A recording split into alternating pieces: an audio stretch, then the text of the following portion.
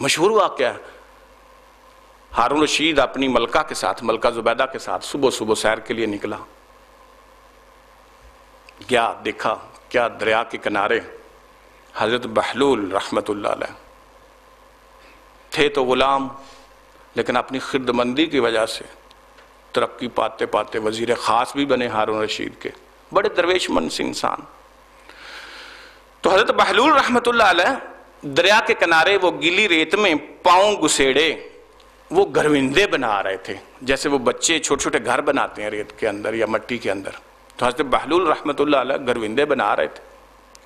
ہارون رشید اور زبیدہ پاس سے گزرے اور حضرت بہلول رحمت اللہ علیہ آواز لگاتے ہیں، کہتے ہیں کہ خلد کے گھر، جنت کے گھر 10-10 درہم میں لے لو، جنت کے گھر 10-10 درہم میں۔ زبیدہ نے 10 درہم نکالے بہلول کو دیے، کہا بہلول ایک خلد کا گھر مجھے بھی دے دو۔ حضرت بہلول نے وہ 10 درہم رکھے اور ایسے ہاتھ مارا اور ایک گھر جو ہے وہ ایک گھر گرا دیا، جیسے بچے ایک گھر خراب کرتے تھے، ایک گھر خراب، کہا اور یہ تیرا ہوا۔ ہارون رشید کہنے لگے زبیدہ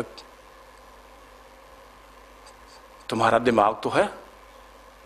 بھلا جنت کے گھر بھی 10-10 درہم میں، تو بھی پگلی ہے۔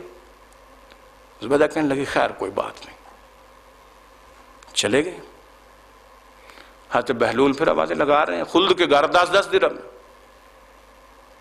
روایت میں آتا ہے کہ اس رات ہارون رشید سوئے اور دوران خواب جنت کی سیر کر رہے ہیں، اور ایک محل کے باہر لکھا ہوا ہے قصر زبیدہ، دیکھ کے بڑا خوش ہوتے ہیں اور اس کو دیکھنا چاہتے ہیں، اس محل کو جانے کی کوشش کرتے ہیں، لیکن فرشتے منع فرما دیتے ہیں، کہہ دیتے ہیں کہ نہیں یہ تیری بیوی کا گھر ہے، تیرا گھر نہیں ہے۔ خیر ان کی آنکھ کھل جاتی ہے، پھر ملکہ کے ساتھ چلتے ہیں اور جاتے ہیں سیر کے لیے، دیکھا پھر اسی جگہ پر حضرت بہلول رحمت اللہ علیہ پھر گھر بنا رہے ہیں، مٹی میں پاؤں دھنسائے ہوئے ہیں ریت میں، اور آوازیں لگا رہے ہیں خلد کے گھر 10-10 درہم۔ ہارون رشید تیزی سے آگے بڑھے اور کہنے لگے بہلول یہ لو 10 درہم اور مجھے بھی ایک جنت کا گھر دے دو۔ حضرت بہلول رحمت اللہ علیہ فرمانے لگے ہارون رشید تیرے لیے 10 درہم کا نہیں ہے، تیرے لیے 10 لاکھ درہم کا۔ ہارون رشید کہتے ہیں بہلول تم کل بھی 10 درہم میں دے رہے تھے، آج بھی تم 10-10 درہم میں دے رہے ہو، میرے لیے 10 لاکھ درہم کا کیوں؟ تو حضرت بہلول رحمت اللہ نے کو بڑا پیارا جواب دیا، کہنے لگے ہارون رشید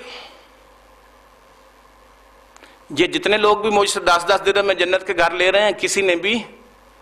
دیکھا نہیں ہے گھر کو، غیب پر یقین ہے،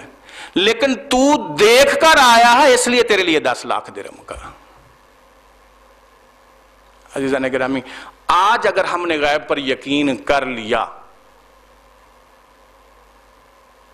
تو پھر تو بات بن جائے گی، کل کو اپنی آنکھوں سے دیکھ لیں گے، پھر کیا، پھر تو غیب رہے گا ہی نہیں نا۔ امتحان تو اس زندگی میں ہے نا کہ ہم غیب پر کس قدر یقین کرتے ہیں۔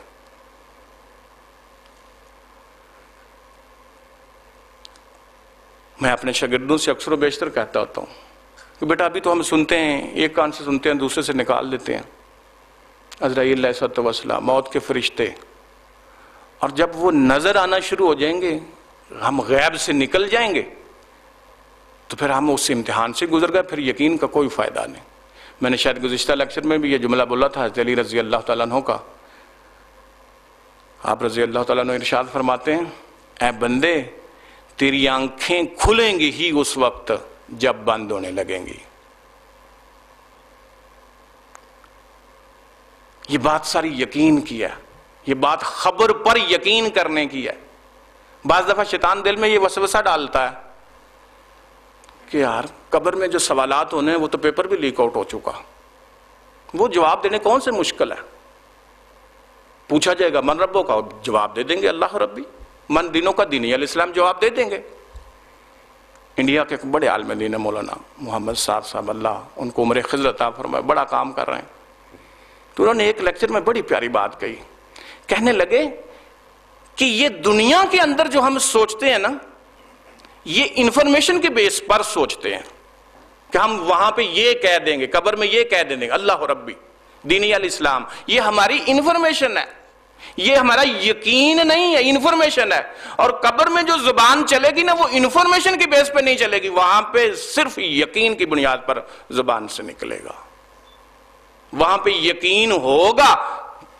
دنیا میں یہ یقین اگر تھا کہ اللہ ہی میرا رب ہے، تو پھر قبر میں بھی یقین کی بنیاد پر زبان چلے گی، انفارمیشن کی بیس پر نہیں چلے گی. آپ کو لاکھ پتا صحیح کہ اللہ ہی میرا رب ہے، لیکن دنیا میں اس کو رب سمجھا ہوگا تو قبر میں بھی اسی یقین کی بنیاد پر زبان چلے گی، وہاں انفارمیشن کی بیس پہ نہیں چلے گی.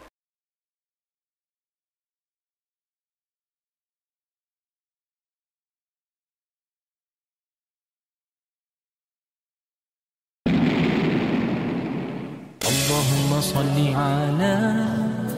محمد